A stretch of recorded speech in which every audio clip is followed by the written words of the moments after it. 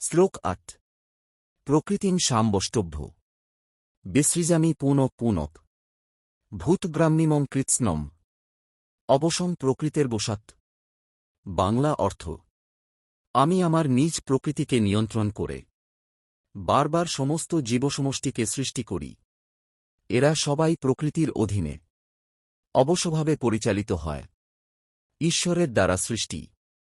ঈশ্বর সৃষ্টি করেন। প্রকৃতি তাঁর শক্তি। জীবরা প্রকৃতির নিয়মে চলে। সংক্ষিপ্ত শিক্ষা: প্রকৃতি নিজে কাজ করে না। ঈশ্বরের নিয়ন্ত্রণেই সৃষ্টি ঘটে। জীবরা প্রকৃতির নিয়মে সংসারে আবদ্ধ থাকে। এখন কৃষ্ণ বলবেন, এই সৃষ্টি কাজ করলেও তিনি আসলে কর্মে আবদ্ধ হন না।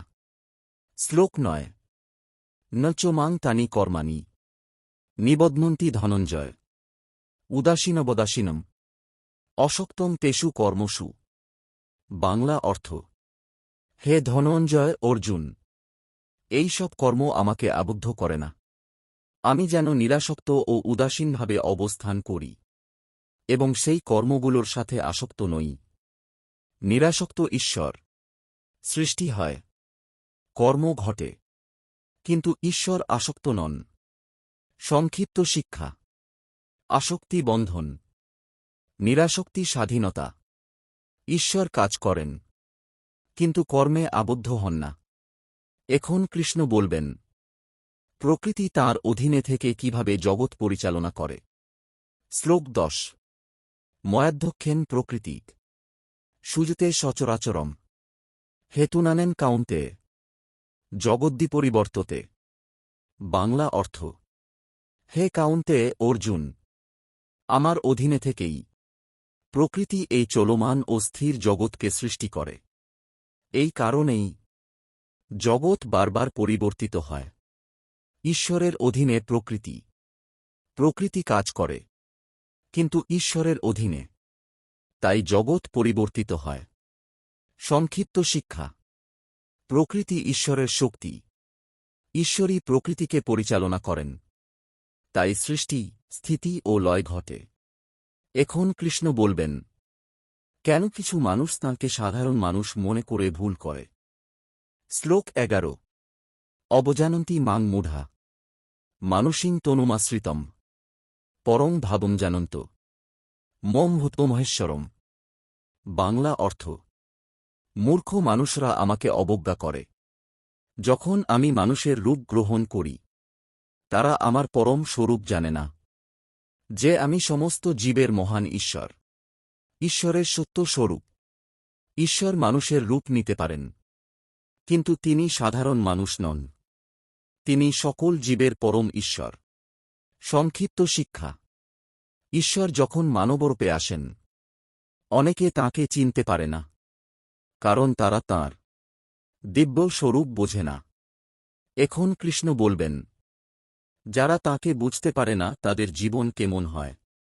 শ্লোক ১২ মোঘাসা মোঘকর্মাণো মোঘজ্ঞানা বিচেৎস রাক্ষসীমাসুরিং চৈব প্রকৃতিং মোহিনীং শ্রিতা। বাংলা অর্থ: তাদের আশা বৃথা, কর্ম বৃথা, জ্ঞানও বৃথা। তারা বিভ্রান্তচিত্ত হয়ে রাক্ষসী ও অসুরী প্রকৃতির আশ্রয় নেয়। বিভ্রান্ত জীবনের ফল: বৃথা আশা, বৃথা কর্ম, বৃথা জ্ঞান, মোহগ্রস্ত জীবন। সংক্ষিপ্ত শিক্ষা: ঈশ্বরকে অস্বীকার করল, জীবন বিভ্রান্ত হয়ে যায়। দিব্য চেতনা হারালে মানুষ অসুরী প্রবৃত্তির দিকে যায়। এখন কৃষ্ণ বলবেন, মহাত্মারা কেমন করে তাঁকে ভক্তি করে। শ্লোক ১৩ মহাত্মাংস্তু মাং পার্থ দৈবীং প্রকৃতিমাশ্রিতা ভজন্তন নমন্স জ্ঞাত্তা ভূতাদিমোদয়ম। বাংলা অর্থ: হে পার্থ অর্জুন, মহাত্মারা দৈবী প্রকৃতির আশ্রয় নিয়ে অনন্য মনে আমাকে ভজনা করে, কারণ তারা জানে আমি সকল জীবের আদিকারণ এবং অবিনশ্বর। মহাত্মাদের ভক্তি, দৈবী প্রকৃতি, অনন্য ভক্তি, ঈশ্বরকে আদিকারণ হিসেবে জানা, সংক্ষিপ্ত শিক্ষা। মহাত্মারা ঈশ্বরকে শুধু মানে না, তাঁকে প্রেম ও ভক্তির সাথে ভজনা করে। এটাই তাদের মহানতার কারণ। এখন কৃষ্ণ বলবেন মহাত্মারা কিভাবে সর্বদা তাঁর নাম ও মহিমা কীর্তন করে। শ্লোক 14।